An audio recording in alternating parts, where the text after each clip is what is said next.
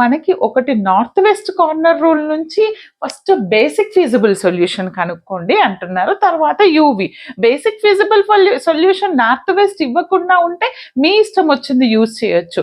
Either it may be least cost cell method or north west corner cell method or Vogel's approximation.